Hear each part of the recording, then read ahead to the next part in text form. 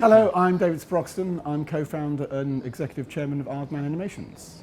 And hi there, I'm Peter Lord. I'm co-founder with David here and creative director of Aardman.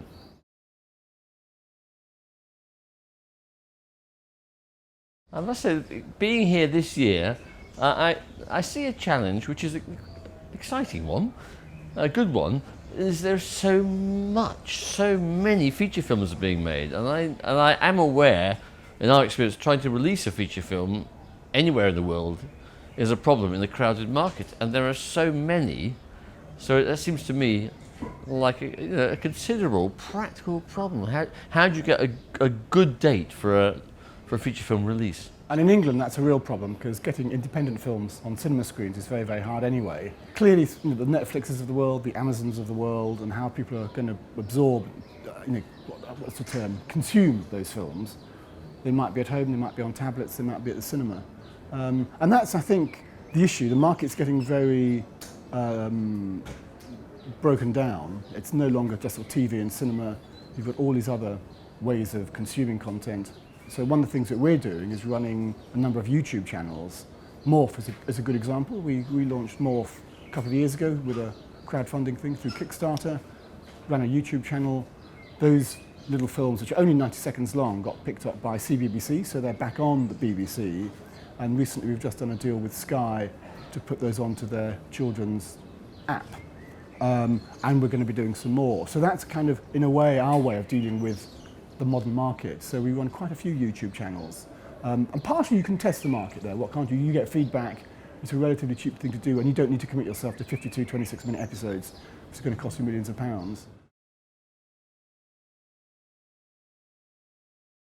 Well, in a way, I mean, I suppose our approach is we have great self-belief in what we do to keep following our own instincts. Our instinct is to make, let's say, European films, absolutely, but British films more explicitly.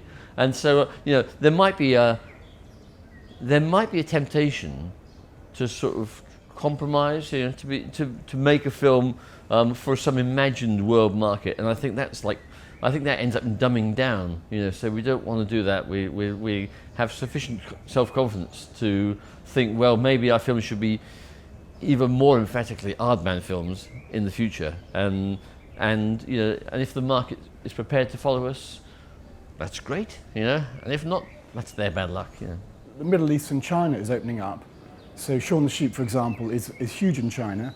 We had no idea we'd be selling it to China when we started the series, and certainly when we did the film, we knew the film might play in China if we could get it through all their government legislation and everything and their quotas.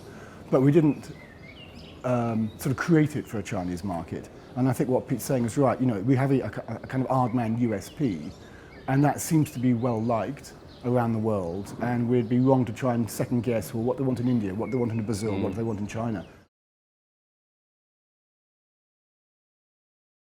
As every year, we come to meet our colleagues. We come to meet, and David and I, we're lucky. We go around shaking hands and sharing a drink, but our colleagues here are working away very hard behind the scenes, as always. Making new deals, reconfirming contacts, acquiring the best new series, all of those things. Alex Wiseman, who's our salesperson, has been here for the full 3 days, having meetings every half hour, solidly through the day. And we've got deals with Amazon, we've got deals with Netflix. We've had a very good relationship with YouTube, with Morph. We're trying to raise money for a new series idea that we're putting together, which is quite expensive.